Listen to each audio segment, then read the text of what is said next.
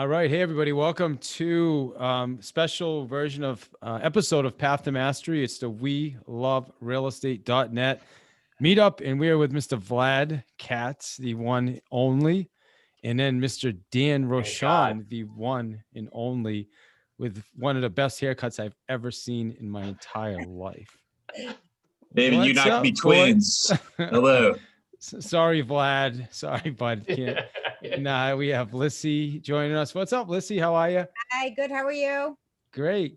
Brand new agent just joined our group this week, right? Like today, I think, right? Or yesterday. So Yesterday. Welcome. And then Mr. Bill Bagwell. So we got some people watching on Facebook, and I'm sure we'll have some more popping on. So why don't we get started? First off, Dan, you're just you do coaching, you do training, you run a pretty large or profitable, what word am I looking for? High producing, is that the right word? Team at Keller Williams. And profitable. Yeah, profitable. Love it. That's the important part, right? That's right. Yeah, and that's right. So who are you? What do you do? Tell us about yourself. I'm a real estate agent. I've been my name's Dan Rochon. I've been selling homes since 2007. I help agents to through my coaching community, consistent, predictable income community. And I have a real estate sales and Greetings Virginia sales network. And I love helping people sell homes. Constant and predictable income. Consistent and predictable income. Oh goodness, consistent. Yeah, that's even harder to get in real estate, right? I don't know, man. I'll take constant. I'll take constant. Yeah. Okay. Put it like an IV drip of income. I'm all right with that. I think, I like them both because consistency, you don't always see a lot of consistency in the real estate world, right? It's infrequent. Yeah. Awesome. So we'll get back to you. Mr. Katz, not even sure what you do, man. I'm a figment of your imagination, David Hill. Yeah. What does that even mean, dude? Yeah, exactly. Maybe we'll figure it out over the next 30 minutes or so. David and everybody, what I do is I help real estate agents reach their freedom goals. And predominantly I work with those who are over $1 million in commissions, $1 million in top line revenue, and get to their freedom goals. What I'm seeing in the space is that top producers are moving beyond sole focus on production and more focus on kind of a holistic approach to business. It's not just about producing more and winning some more trophies. It's about how do you keep more, how do you give more, etc.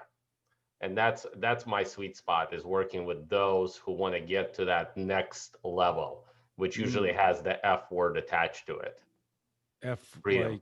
Okay, got it. I thought you were going to say fun or something else. Good. Well, I love it, man. So it sounds like we got the right two guys here, since Mr. Predictable and constant, consistent. Sorry, it's consistent, Hill. And yes, consistent. I got it. So we'll start with you, Danny. I mean, we're going into a new year, right? It's kind of still weird. I know 2020 is technically over, but the reality is we're still dealing with pandemic. We're still dealing with a lot of craziness, in government where, so it is what it is, right? Inventory is an all-time low. I mean, what are you talking to your clients about? Like, what are you telling people right now? So for my coaching clients, for real estate agents, what I'm sharing with them is to get clarity on what their intention is and to have an understanding of why they want to achieve what it is that they want to achieve. So it's really about just having an understanding of why are you selling real estate and what is important to you about that and what is important to you about that. And at some point, as a real estate agent, when you get to you're going to get to a point in that line of questioning where something's going to really ring true to you. And whatever that is, then write it on a little sticky note, slap it on the top of your desk, wherever you work from, and keep clarity on that. Because when you have that focus on that why, the how is always going to show up. Regardless of pandemic, I'm in Northern Virginia. I'm 12 miles from the Capitol building. Regardless of whatever's going on external to us. It's just about having a clarity on why you're doing what you want to do and where do you want to go. And that would be, I think, the fundamentals. So being clear on why And where. and where. The And how's gonna show up to get you where you want to go when the why is big enough. so if I'm at my desk and I'm just I think we missed a who and a what in there staring- somewhere.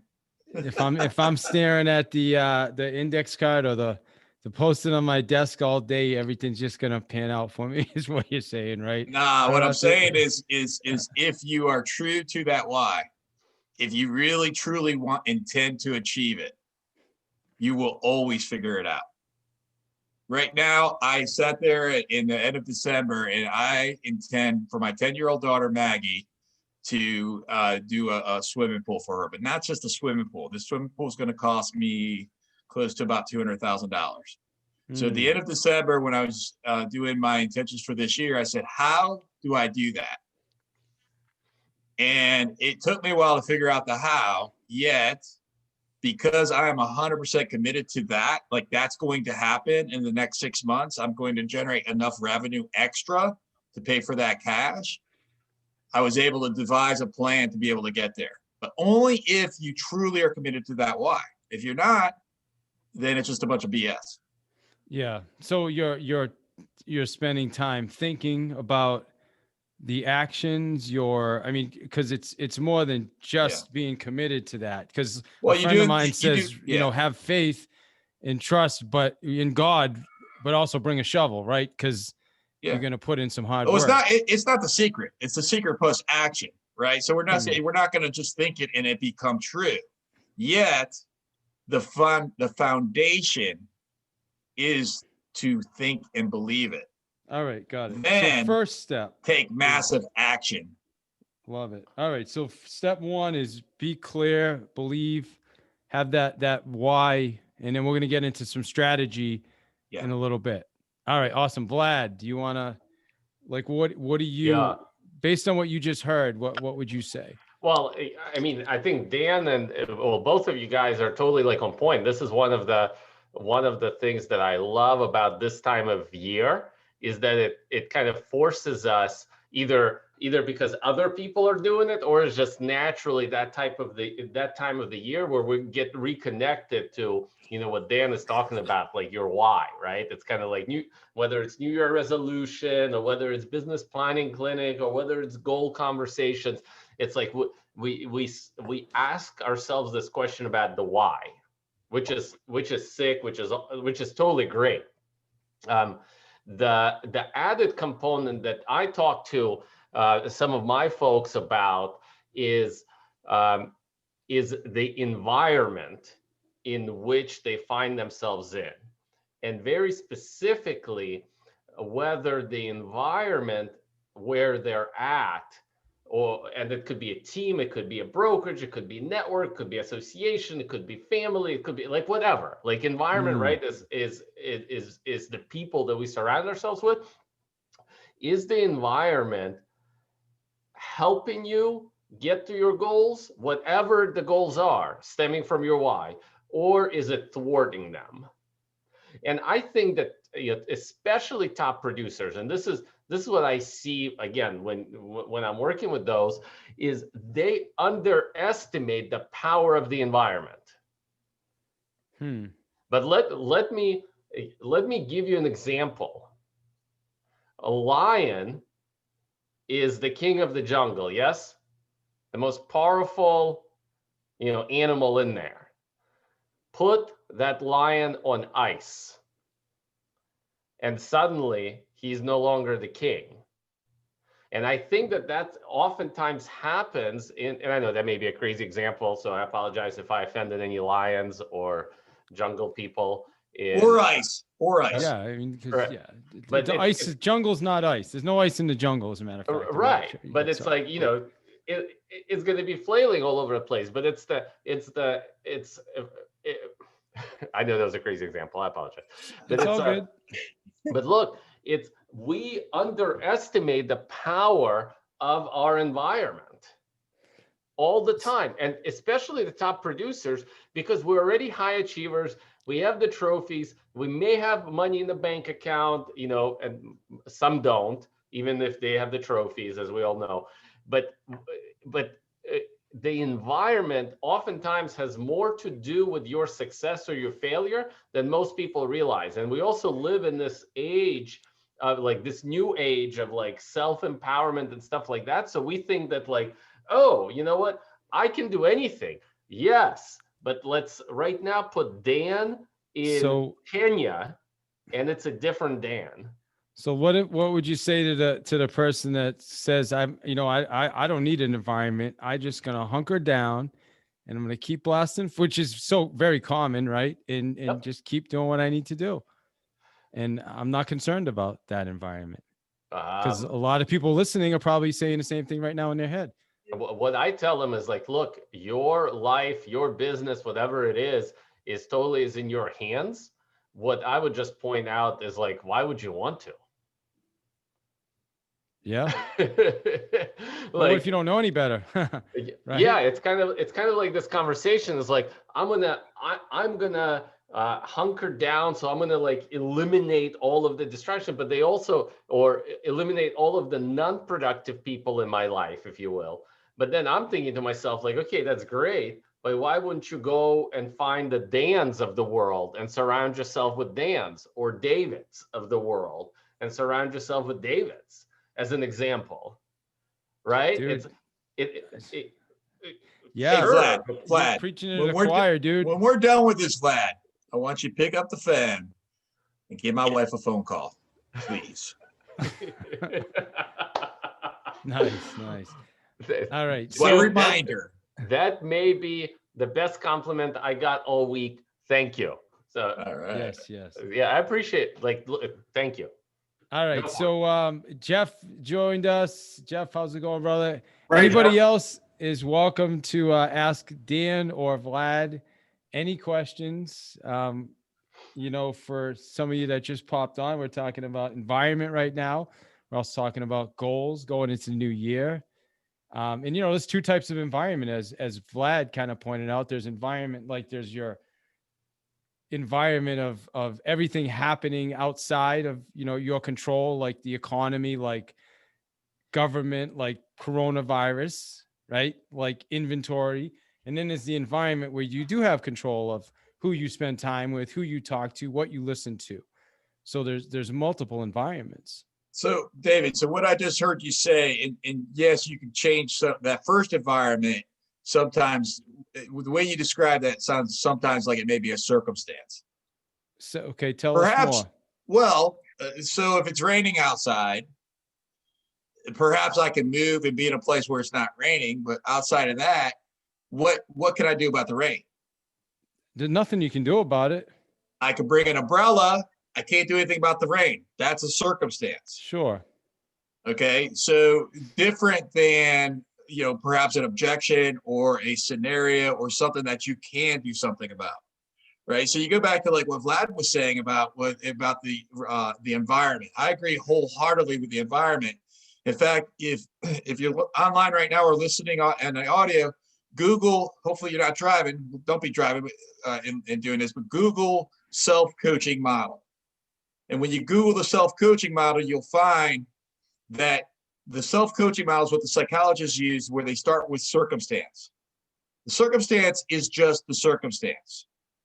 Yet you can influence the circumstance by or the programming. So there's different ways that it's taught. So it's either programming or circumstance by the way that things that you read, by podcasts that you listen to, by doing affirmations, exercise, meditations, and most importantly, in my mind, by those who you surround yourself with, right? Because that's the program or the circumstance, which then lead to the thoughts. So if you have incredible people that are surrounding you, lifting you up, empowering you, encouraging you, then you're going to have encouraging and thriving thoughts, and you're going to feel great about that. And then when you feel great about that, you're going to take kick-ass actions Sure. which is going to lead to the results, which is then going to go back into your programming and influence the circumstance. Yeah. Amen, dude. I mean, the reality is, yeah, you're absolutely right. But we unfortunately we can't change what's happening outside with No. everything else, right? You can't change that we're in a pandemic. We can't change all the other craziness going on. change what you do, most of though. our clients, of course we can change what we do. And that's the point. That's my point. Yeah, Jeff, were you going to say something? I was just, so I heard the distinction, but I didn't understand where you were going. What, Dan, why'd you create the distinction between environment or circumstances? I didn't get the depth there. So with a circumstance, with an environment, I can change whether I'm hanging out with Vlad or David or Jeff. Okay. Right. That's within my control. However, I can't change the political environment. Perhaps collectively we all could, right? But outside that, I can't change the fact that there's a pandemic. Mm-hmm. What I can change in there is the way that I react or what I do about it. So it's really understanding that you have control in both scenarios. It's just what do you have control of? May I make may I give the other side of that point? Without disagreeing, but it would be a different side. Yeah, absolutely. This is a great conversation. I'm actually, my parents are probably, to be more precise, are great examples of this. Dan, you actually can change it. You can get up and leave. Like my parents. But it's not a circumstance. Because you can't change if it's raining outside or not. Right, but you can go. You're not going to inside. change the rain, but there's other things you can do, which you can go inside and not be rained on. Yeah, and that's the whole point. It's about the actions that your parents took. Right. If they stayed where they were, the circumstance wouldn't have changed. So they changed the environment. They changed the circumstance. Right. Yes. Yeah. Yes. Thank you. We're all saying the same thing. Yeah. No, that's beautiful because it like presences me to whenever you are unsatisfied with something. And we started this conversation about goals, right? It's early in 2021, so like, how I forgot what we were talking about. Set goals and start with why. You mentioned that, Dan. It's like make sure that you have intentionality. It's tied to why you want to do this, and I think that I know most of the people who are listening are probably real estate professionals, like. As somebody who's been in the brokerage world for an extended period of time, like it always confused me is like when somebody's unsatisfied with their circumstances that usually come with the environment, right? Like if we tie the circumstances to the environment, why not just change the environment rather than talk about? No, you're right. Right? Yeah. Like just move to a different program. I'm making the distinction that I was making is about the fact that here's the deal: we can't do anything about the pandemic.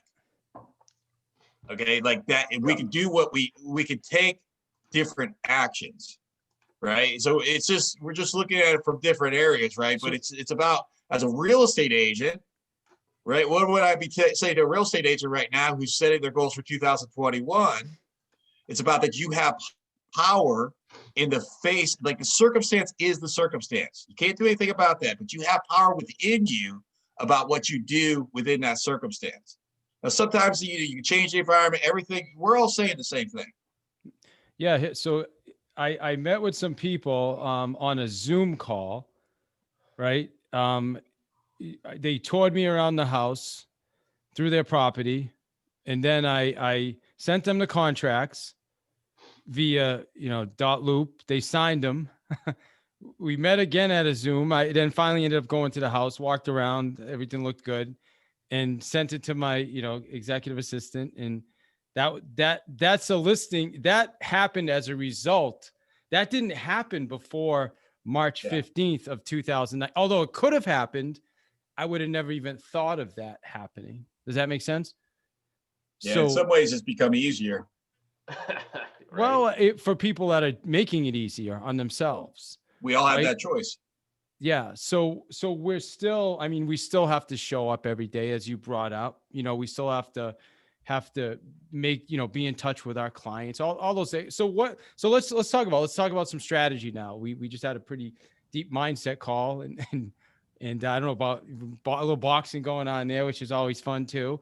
But like, what are some strategies now? Like, what would you say to agents listening to this? Like, for strategy, like what would, we're January, inventory still low. I know what I do, but what are you telling people to do? You asking me or Vlad? Yeah, I'm asking you. Yeah, true. I'm looking at Dan because you're on the big screen right now. But yeah, I'm asking you. So I'd be asking you too. Well, the first thing about it is it depends on what your scenario is, right? So I can't give a generic answer to that question. I can make some presumptions. So let's say it's an agent and you don't necessarily have business right now. So if I'm talking to that agent, what I'm going to suggest for any agents is about getting a short-term strategy and a long-term strategy. And sitting there saying, okay, what's your short-term strategy? There's a couple options that you have with that. There's still for sale by owners out there. There's still expireds out there. You can do Facebook advertisement. You can still do open houses, whether that's virtual or live, whatever your environment accommodates. And whatever it is, sit there and say, okay, look at that short-term strategy and then just, figure out what it is that you're passionate about and then do that on steroids. Then simultaneously, you select a secondary long-term strategy because that's going to protect your business for the long term. That long-term strategy could be something like networking. It could be something like systematically communicating to your sphere. It could be something along those lines that's going to produce results. It could be geographic farming. That's going to produce results 18 months from now. When that starts producing results, then it's going to be consistent. And then then now you're going to have a consistent, predictable income. Until you get there, you still have to eat. And that's why you want to select that short-term strategy. And so my recommendation is until you have both of those strategies up, you only do those two strategies, then you can choose to start adding to it. And once you're able to start adding to it, now you have a very stable business. Because if the environment changes, the circumstance changes, just like we're talking about, and say one of those arms one of those spokes in the wheel goes away and it's no longer available, you're still stable because you have the other lead generation techniques and tactics. Got it. Does anybody else have any questions? Anybody? Vlad, Lissy, Bill, Jeff? Anybody else? I think I only have a comment, maybe just something to add. I love what Dan's talking about short-term and long-term strategy. If I was in I don't personally sell anymore, but if I was talking to anybody who wants to, I would only be asking one question of everybody I meet.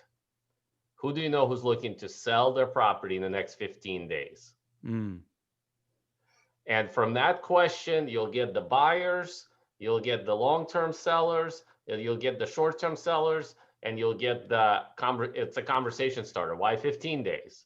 Blah, blah, blah, blah, blah. Why not 30 days? Why 60? And that is the only for me, it's like, that's the only question that I'm asking.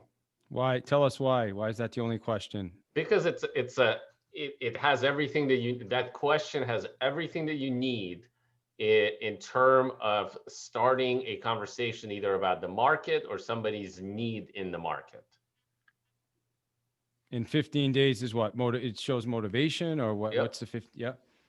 So somebody who needs to sell fast. So somebody may ask you, well, why 15 days, David? Well, it's because the average time on the market is like 16 days. So we're only looking for those that are motivated, who want to cash out, who want to move up, whatever it is. Oh, you know what? I'm not looking to sell in the next 15 days, but we're thinking about moving to California next year. Okay, let's talk about that. Why next year? Why California? Boom. I could add to that as well. If you're looking in regards to motivation and timing and persuasion, over the last year, almost year, since March 15th of 2020, the market's been 35% down across the board. It's going to be different in local municipalities. So that 35% of inventory month after month after month after month that did not sell, when the vaccines start taking place, we're heading into a spring market anyways. Mr. Seller, what do you think is going to happen to that inventory? Do you believe that right now it would be better to compete when there's no inventory, or once the world starts getting back to where it used to be and all those people that would have sold that did not, you'll be competing with them if you want to be able to get somebody in action today? And that's really for any, I mean, somebody could be listening to this 2 years from now and it still Well, applies to the spring market, right? Yeah, sure. This is going to be something yeah. different at that point. Sorry to not make this evergreen for you. Yeah, got it. No, I get it. I mean, what you're saying makes absolute sense. We're going to have more inventory. Nobody knows though when this thing's going to be over. So it may not be till fall. It may not be till 2022 before we really see the vaccine get through everybody and there's a lot more confidence. So it's hard to know. So right now, again, I think for me, my clients, we're focusing on listings. I tell everybody 80% of your focus should be on listings right now. That's it. Listings. We took a team that was with 4 buyers agents and we turned all their buyers agents into listing agents, and they're absolutely killing it. They've been taking 2 to 3 listings a week, every week since November. Before that, the buyers agents never focused on listings. So all it took was changing the focus to listings instead of buyers. And there's nothing wrong with buyers. The challenge with buyers, though, as everybody listening to this knows, if you want to be in, 50 offer bidding situations all the time, then hey, no problem. If you want to own the listing and be able to sit back and kind of, kick your feet up, for lack of better, right, and get the offers coming to you, that's a much better position to be in. I think Lisi had a question. It doesn't go with what we're saying now, but I just wanted to know, basically, how do you guys keep yourself disciplined and on task, especially with everything that's going on right now? Good question. I am. Go. All right, Lisi, I am the least disciplined person that you probably have met. Can't tell me that. He's lying here. That guy's more regimented than the friggin' military. But How are you so successful then? But here's the thing, Lisi. I am very disciplined, 2-3 hours a day. See, like for me, that's what works. I think that everybody finds their own groove in this. I went through and look, this is totally my kind of stripe on the beach ball. It's how I look at things. I think that oftentimes we go through life attempting to overcome our weaknesses rather than playing to our strengths. And I said, you know what? Like there's a lot that works with how I am being during the day or during the week. And based on what Dan said earlier, is like, I know my why. Okay. I know why I'm doing what I'm doing. I have a laser focused goal. And as long as I can put 2 to 3 hours per day on that, compound effect takes over a month or 2 into it. When I look at all the businesses that I've built, from a short sale processing company to a sales team to a couple of real estate offices, Lisi, no kidding, it was 2 hours per day with a concrete focus on the most important thing, depending on the business and depending on the life cycle or depending on the phase of the business. So the rest of the time, like half, like second half of the day, I'm like, Dave's like, hey, can you hop on the phone? I'm like, sure. Like, I don't have it like regimented. He's like, you want to hop on a meetup? Sure. Yeah. But the first half of your day is very regimented, right? And structured. Yeah. Typically like Just 8 to 11, 9 to 11. And there are some days that I'll admit I blow. Danny, Thanks how for would being you answer that question? Most agents get into real estate sales for the freedom, and I call it perceived freedom, and for the money. Mm-hmm. Have you ever heard of a gentleman named Jocko Willink, who is a retired Navy SEAL? Jocko says that freedom is a result of discipline. So when you have discipline, it results to freedom. whether that's discipline for 2 hours a day, because I can tell you this, I know what Vlad's doing in those 2 hours a day. He mentioned it, but to tie that together, he said laser focus, right? That 2 hours, he is laser focused, doing the most important activity that's going to create the most impactful result for him to reach his goals. Would that be true, Vlad? Absolutely. Mm-hmm. Right. So that's the 2 hours right there, are the 3 hours that will allow for you to achieve results. For me, I time block everything. If you look at my calendar, everything in there has a time block. I have 6 listing appointments blocked every single week for the rest of the world, or at least my world. Okay. My job is to then fill in those blanks. My team's job is to then fill in those blanks. Okay. So very disciplined in the regards to sit there saying, I already have everything scheduled so that I can be 100% present in wherever I am. Because guess what? At 6 p.m. today, it's 4:30 on the East Coast right now. At 6 p.m., I'm with my daughter and my wife having dinner. And I'm going to be 100% present in that conversation with those relationships. Because otherwise, why are we doing this? If it's not to sit there and then be able to be with the people that we love or we care about, or any of the relationships or whatever's important to you. It doesn't have to be a relationship. For many people, it is.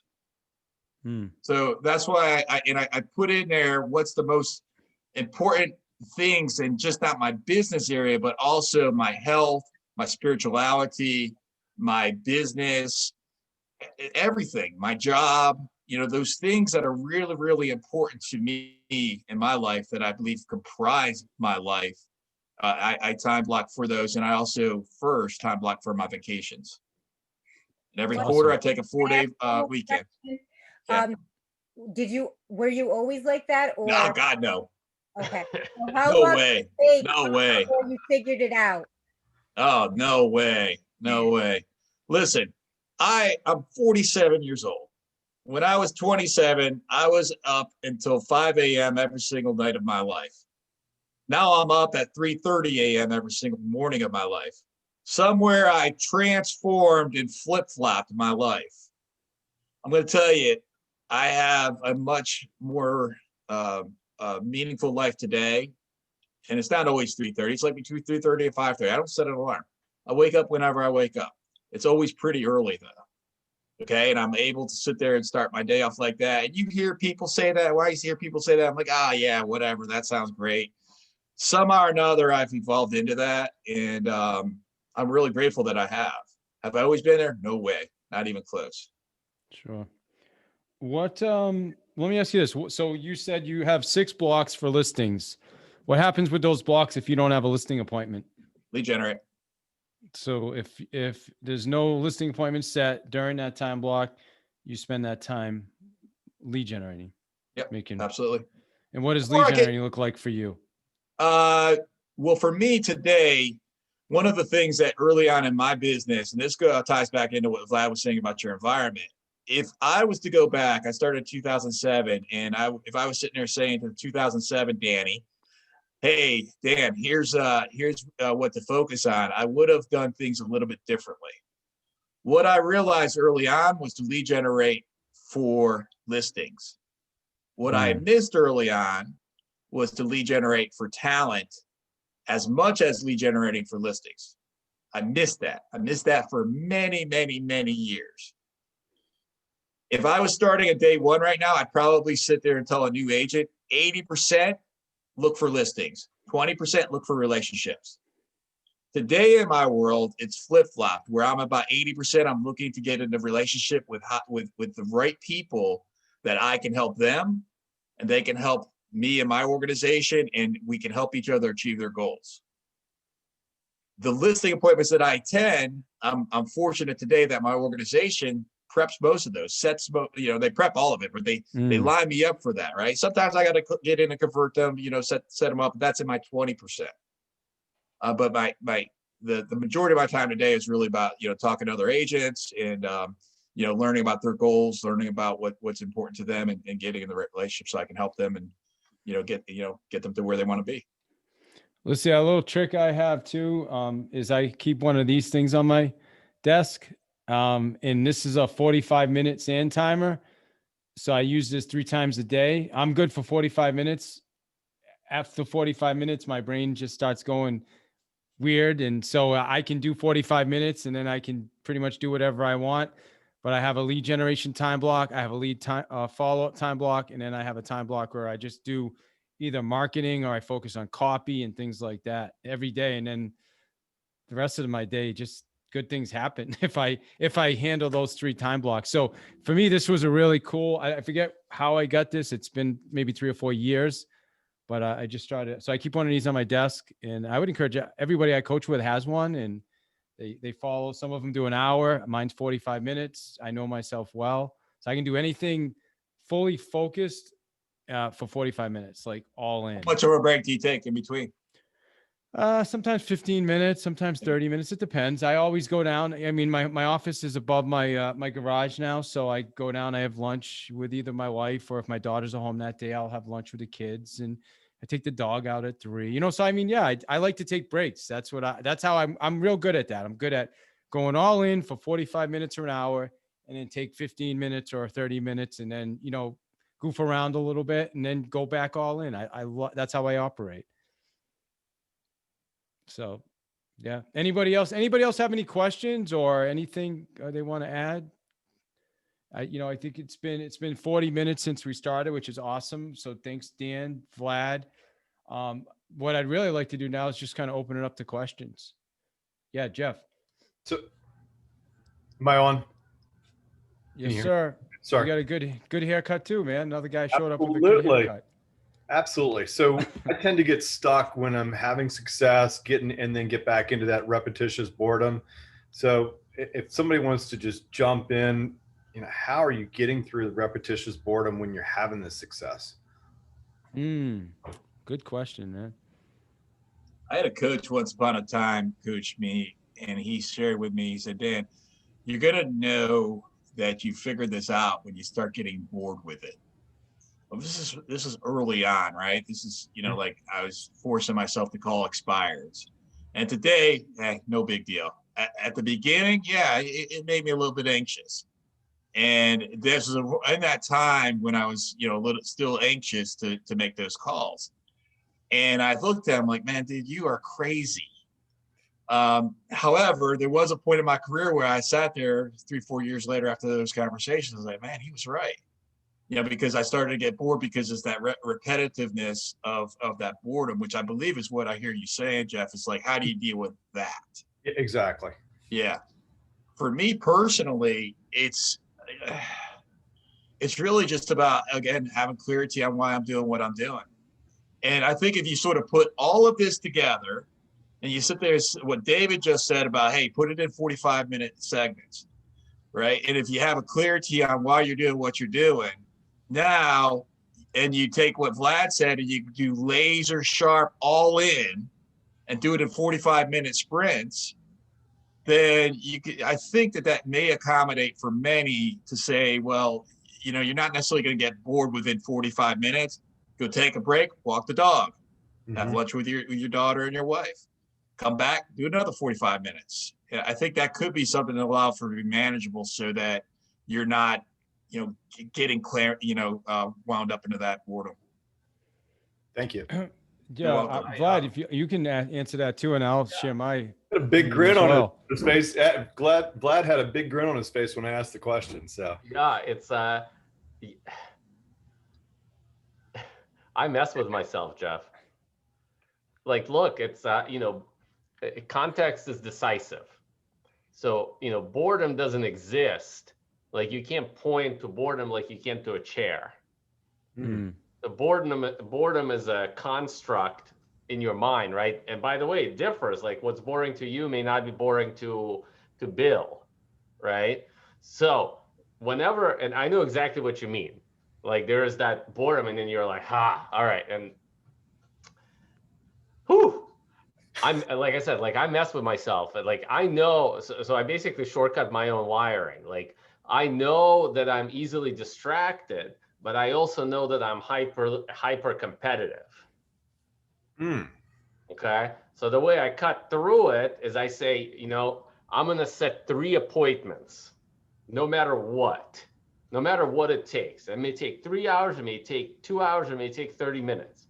And then I'm going to go fill in the blank. And whether it's hug my kids, whether it's go for a walk, whatever it is. Okay. And that way it gives me a new context of winning, that competitive that typically overrides crap. Like, how many more conversations about fill in the blank do I have to have? Right. Hope that helps. Thank both of you. Vlad, Dan, thank you both. Welcome. Yeah, good. You know, if I could add anything to that, I would say that, you know, I know we've all heard this, but you know, the fun part should be like, if you're a listing agent right now, the work is making the calls, doing the role play. The fun should be when you're going on the listing appointments and you're just like, you know, you're there, you're alive, you're present, you're with somebody trying to help them achieve their goal, you know? So I think focusing on just being willing to, like, if it's 45, whatever it is. And by the way, for people that are listening to this, I'm holding up a sand timer, you know, one of those things that you flip over in the sand. For me, I can put into work for 40, and sometimes for more. Sometimes I'll go an hour and a half, right? It really depends on the day. Sometimes I'll forget this thing's empty and I'll just keep going. You know what I mean? I don't realize how long it's been empty. But for me, I'm willing to put in the work. And I feel like I'm not even, if like, I would tell you, I feel like I'm not successful at all. Like, you know, in the realm of what's possible, I'm a straight out loser. I mean, that's the bottom line, you know? So that's why I joined Genius Network, and people, I want to be around people like that. Like when I was doing 17 million in volume in Worcester in 2011. Well, I was a big deal. I was like number 1 or 2 agent in Worcester. It was like Lee Joseph and I don't know. I don't think Lissy's in my market. I don't think she was in a business back then. I started in 2009, but I was doing rentals. Okay, got it. Cool. So I went to Gary Keller's mastermind, and I had a silver pin. I had a silver pinstripe suit on, and I thought I was like the baddest ass on. You know, like I'm the man. Like I'm in Gary's mastermind. I'm 17 mil, and I started hearing some of these numbers. Like people started talking and say, "Yeah, I did 80 mil." I'm like, "What?" Like 80, like hold on, like people really do that? Like I just thought it was like the book, like, you know, there's the Millionaire Real Estate Agent book. I didn't know anybody that did that. I mean, going back to Vlad's point with environment, there was nobody in my market that did that. Does that make sense? So for me, I have to continually surround myself with people that are doing things at such a higher level. Like I was in a Genius Network meeting the other day, and I don't want to get into, but it's just, you know, these guys talking about, you know, a financial advisor and his clients. He doesn't take anybody less than 20 million net income, right? That's his bar. So if you don't have 20 million net, you can't work with me. Did you say income or net worth? Sorry, net worth. Oh my goodness. Okay. Yeah. Income. Hey, I'll take the 20 million income. Sure. Me too. But I'm just saying that's a different level than most of at least that I'm used to you know, being in that environment. Or, you know, somebody somebody says, well, I'll write you some copy for your funnel page. Well, how much is it to write copy?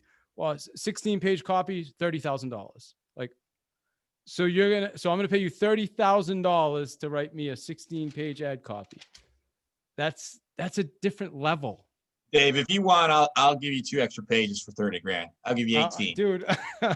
Well, I'm going to take you up on that, Danny. All right. You know, my brother's name's Danny too, right? I tell you that or no? Yeah, Danny. you did. Yeah. Awesome. All right, cool. What other questions you guys have? You don't want to listen to me blab anymore. What do we have? Any more questions or? I'll chime in a little bit. Awesome. Can you guys hear me? Yes. Yeah. So just a little bit of my background and kind of introduce myself. I was full-time for 5 years. I kind of disappeared into the corporate world for the past 6. I'm back in full-time. very, very recently. So I appreciate being on here and then listening to everyone. My situation is I'm just brand new back into it. So I'm building, I'm getting my foundations on my business, everything's set up. So I haven't really gotten going yet. But I have reached out to my sphere and everyone that I know that, hey, I'm back. And, you know, the whole pitch of if you or anybody you know is looking to buy or sell, that kind of thing. And everyone's happy for me. They're excited. I'm excited. But there's nothing happened immediately. So everyone's saying, if I know somebody, they'll send me your way.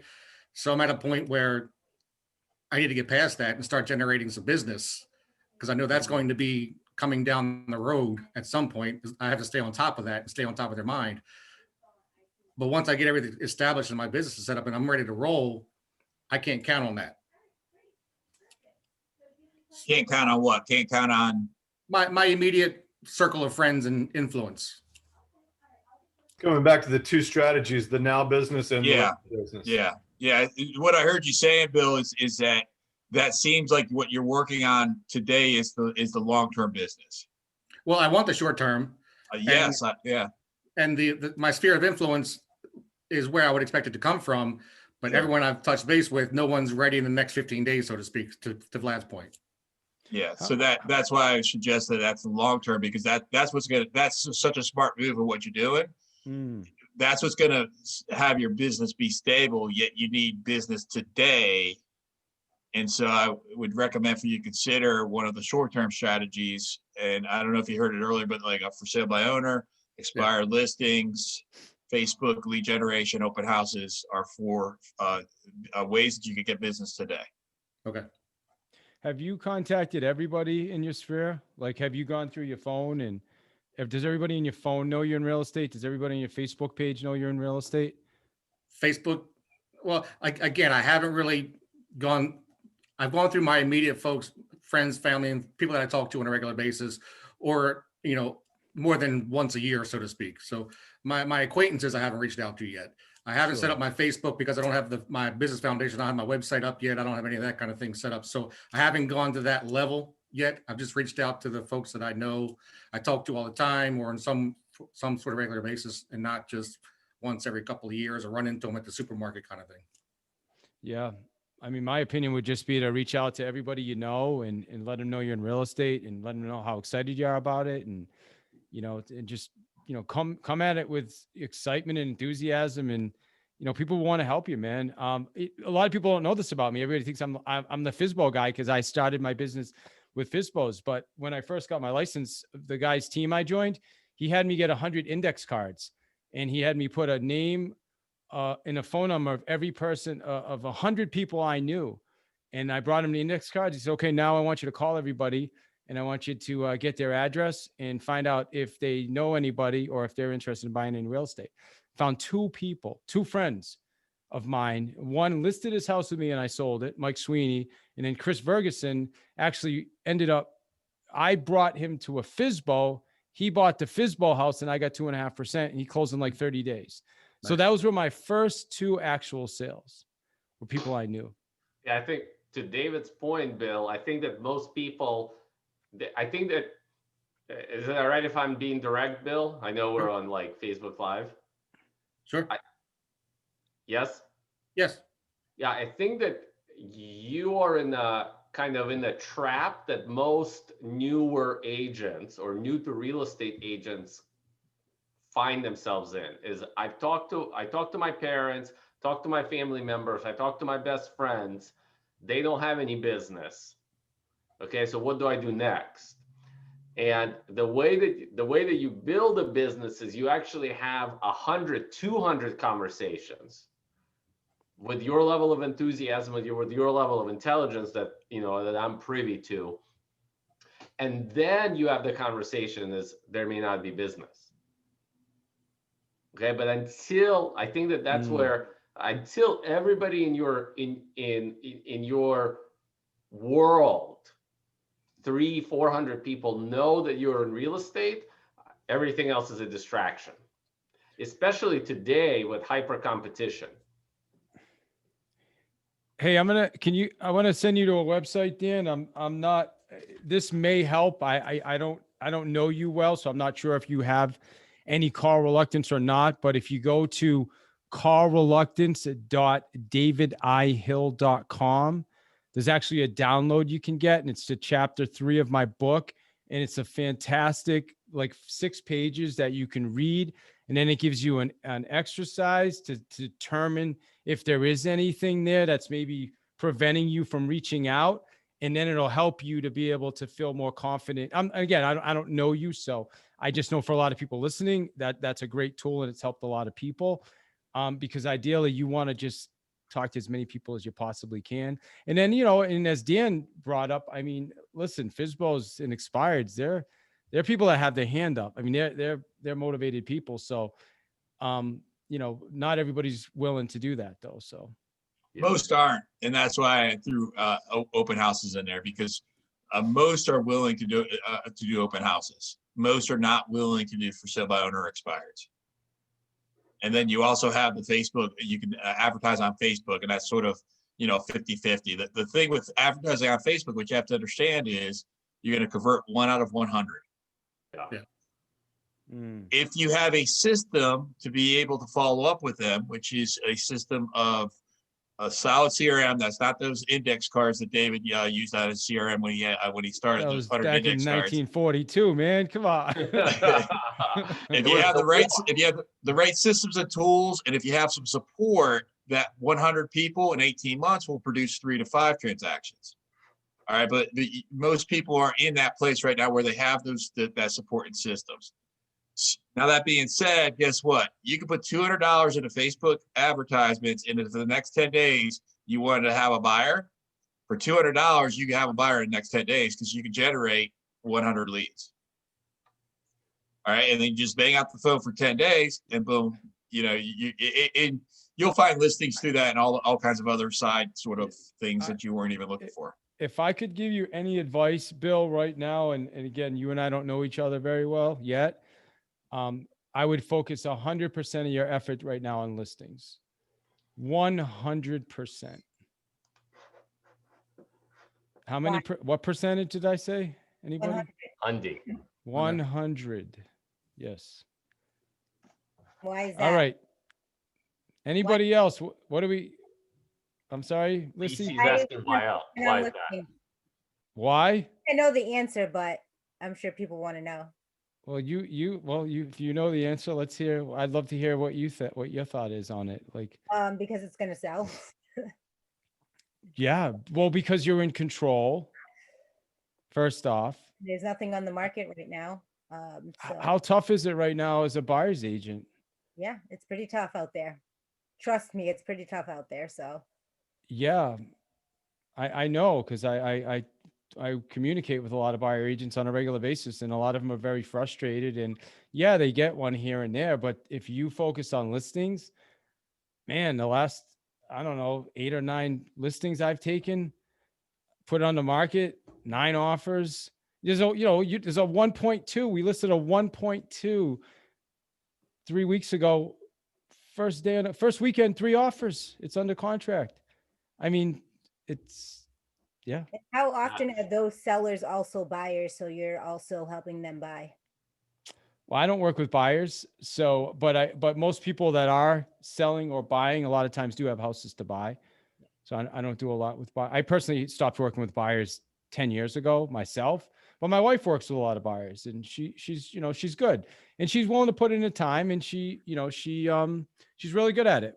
But she's also really patient, and she doesn't mind showing somebody 10 houses or 15 houses and being in, I know it's frustrating, but yeah, I'm not good at that. I don't have a lot of patience. I want a quick fix, and that's why I love listings. And I think my opinion is, if you take listings now, you're going to win the game. That's the game. As spring comes closer, don't get me wrong. I definitely think we're going to need to start gearing up. If you run a team, you're going to need buyers agents. So the team that I'm working with, in November, I said, everybody focus on listings. Now we're saying, okay, we're going to start doing a little bit more focus on buyers as we're coming into the spring, but it still is like 75, 80% listings. So if you're an individual agent, that would be my advice, is focus on listings. And I'd love to hear Dan's opinion on that, Vlad, if you guys differ with me, that's fine. Against not my at all. opinion. No, I agree with you. My sales business historically has been 75 to 80% listings.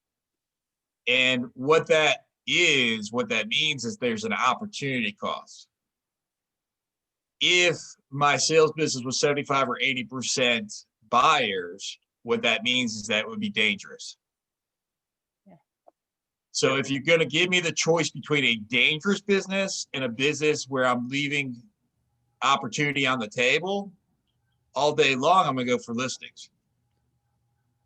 Now, the best business is going to be somewhat balanced, in my opinion. Okay, which you're going to continue to focus your efforts on getting listings, and then the buyers will just show up. Mm-hmm.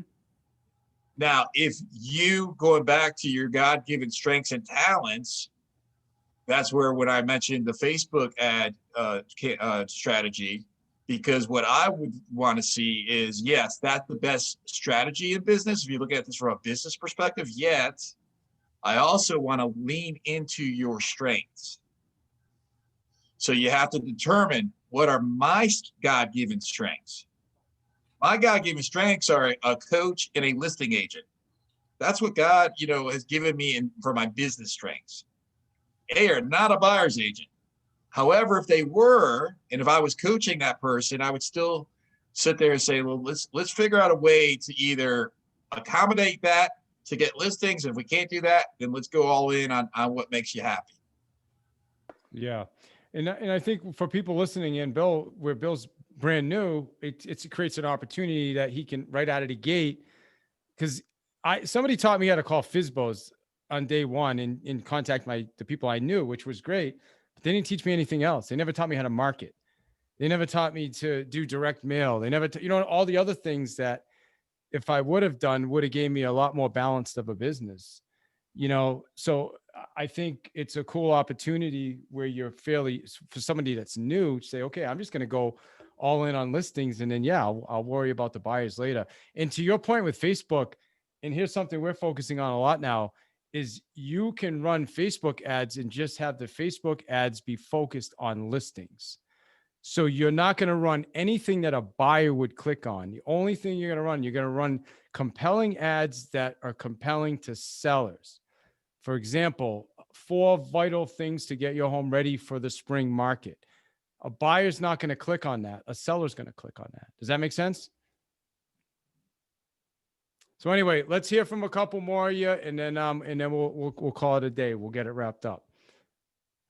Vlad, you got anything? Any final thoughts? I just want to thank you for giving Dan and I and others a platform to have this conversation, bro. Always grateful for you and grateful to have you in my environment, or to be in your environment, however you want to look at it. Yeah, man, it's an honor. Thank you. I appreciate you guys doing this. It helps me give to the people that listen to this. And yeah, I think there's some really good nuggets on here today. So appreciate that. Thank you.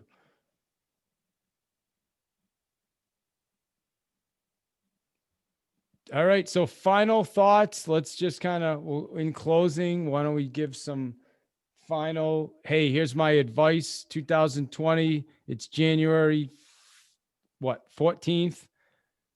What would you say to somebody, a real estate agent right now? Like, okay, going into new year, what would be your one piece of advice? Yeah, my piece of advice is always the same. Figure out why you want to do what you're doing. Why do you want to be a real estate agent? Figure out what is your God-given strength and talent that you are passionate to do.